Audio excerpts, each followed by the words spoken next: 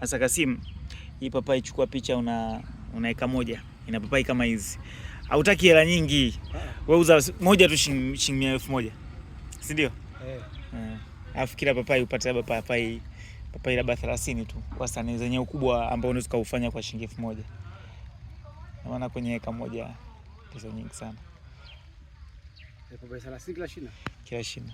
Sio mchezo. Sasa kitu kimoja ambacho nataka nikuulize. Swala la nyanya. Mwaka huu mvua zimenyesha sana. Kenya kuna mafuriko ambako kuna msimu kama huu watu wengi wanatuuziaga nyanya zinatoka Kenya pia. Na watu wengi wanalima kwenye mabonde. Sasa yale mabonde yana maji.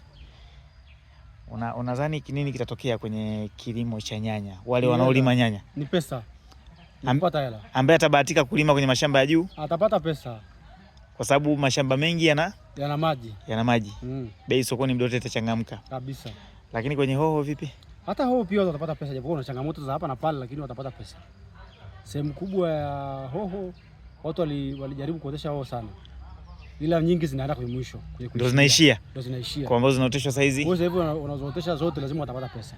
Ila nyanya ni mwaka mzima. Lakini kwa upande wa nyanya asilimia kubwa 95. Asilimia 95 wanapata pesa wote.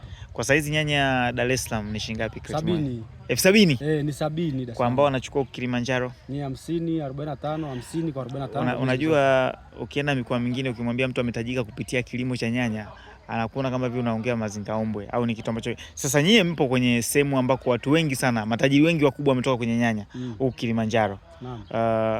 Asilimia kubwa matajiri wametoka kwenye kilimo. Na ni pesa ambazo unaziona papu hizi hapa, mtu anapata milioni 70, 80, hajaishika hizo pesa lakini amezipata kupitia kilimo. Ni kweli.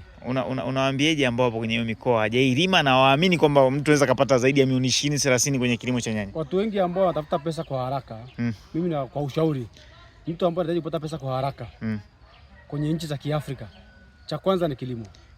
Kama mtu anataka kupata pesa ya haraka aende kwenye kilimo. Akiingia kwenye kilimo anaweza kupata pesa kwa haraka sana.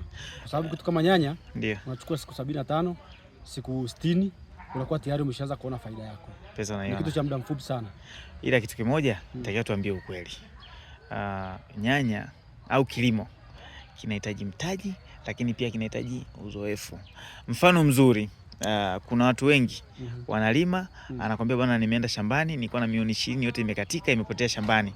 Lakini ukija kumdodosa huyo mtu muulize vizuri, anakwambia nilikuwa sina uzoefu. Niliambiwa tu chukua hii mbegu weka shambani. Nilikuwa sijui hata kwamba kuna miti. Nilikuwa sijui dawa gani, nilikuwa sijui mbolea. Kwa unakuta mwisho wa siku anapata hasara na alikuwa juu ya uze wapi.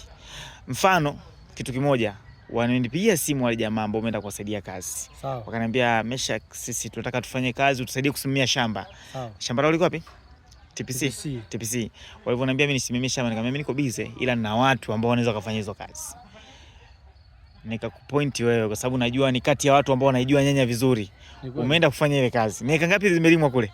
11. Eka 11? Eka 11.